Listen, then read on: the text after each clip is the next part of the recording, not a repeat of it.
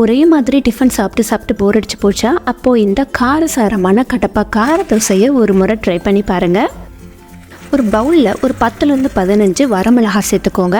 அதில் சூடான தண்ணி விட்டு ஒரு 15 நிமிஷம், ஒரு 10லேருந்து 15 நிமிஷம் அதை ஊற விட்டுறலாம். அரைக்கிறதுக்கு ரொம்பவே ஈஸியாக இருக்கும்.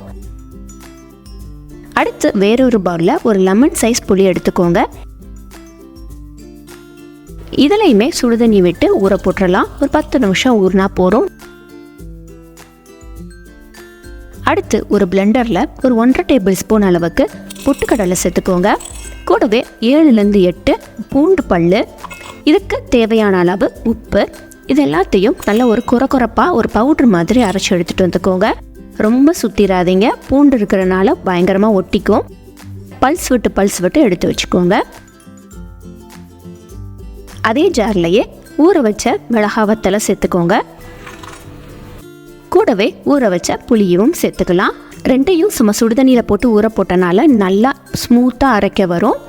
இது கூட ஒரு பெரிய வெங்காயத்தை நறுக்கி சேர்த்துக்கோங்க. அடுத்து 1/2 டீஸ்பூன் சீரகம் சேர்த்துக்கலாம்.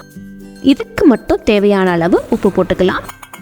இதெல்லாத்தையும் நல்ல ஒரு நைஸ் பேஸ்ட்டாக அரைச்சி எடுத்துகிட்டு வந்துடலாம். இந்த அளவுக்கு இது இப்போ ஓரமாக இருக்கட்டும். அடுத்து ஒரு தோசை தவாவில் லைட்டாக எண்ணெய் விட்டு எண்ணெயை நல்லா ஸ்ப்ரெட் பண்ணி விட்டு கொஞ்சமாக தண்ணியை தெளித்து தண்ணியை ஒரு சுத்தமான காட்டன் துணியை வச்சு தொடச்சி எடுத்துட்டு நீங்கள் தோசையை ஸ்ப்ரெட் பண்ணிடுங்க. இந்த கடப்பா கார தோசை 2 முறையில் பண்ணலாம். ஒன்று இந்த மாதிரி தோசையை வார்த்துட்டு லைட்டாக மேலே எண்ணெய் விட்டு அதுக்கு மேலே நம்ம அரைச்ச அந்த சில்லி பேஸ்ட்டை நல்லா ஸ்ப்ரெட் பண்ணி விட்டுக்கோங்க. இந்த மெத்தடில் நீங்கள் தோசை செய்கிறீங்கன்னா தோசை நல்லா காரசாரமாக இருக்கும், பயங்கரமாக காரமாக இருக்கும். உங்களுக்கு ரொம்ப காரம் வேண்டாம் அப்படின்னு நினச்சிங்கன்னா அடுத்த மெத்தட் நீங்கள் ட்ரை பண்ணி பாருங்கள். நல்லா ஸ்ப்ரெட் பண்ணி விட்டதுக்கு பின்னாடி நம்ம அரைச்சி வச்சுருந்த பொட்டுக்கடலை பூண்டு பொடியை இதில் நல்லா உதுத்து விட்டுக்கலாம். இதை ஒரு 30 செகண்ட் நல்லா வேக விட்டுட்டு அதுக்கப்புறம் அப்படியே இதை மடித்து நம்ம சர்வ் பண்ணிடலாம். இதை திருப்பி போடணும்னு அவசியம் இல்லை.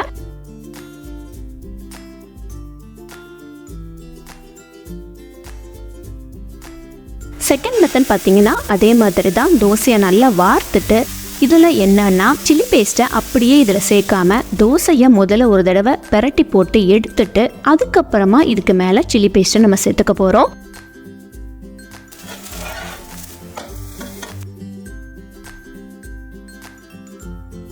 அடுத்து இதையுமே திருப்பி போட்டு இந்த சில்லி பேஸ்ட்டையுமே ஒரு 30 செகண்ட் வரைக்கும் வேக விட்டுட்டு அதுக்கப்புறமா இதுக்கு மேலே நம்ம அரைச்ச பொட்டுக்கடலை பூண்டு பொடியை நம்ம இதில் சேர்த்துக்கலாம். மேலே கொஞ்சமாக எண்ணெயோ நெய்யோ நல்லா பரப்பி விட்டுட்டு இதை அப்படியே நம்ம க்ளோஸ் பண்ணி தோசையை சர்வ் பண்ணிடலாம்.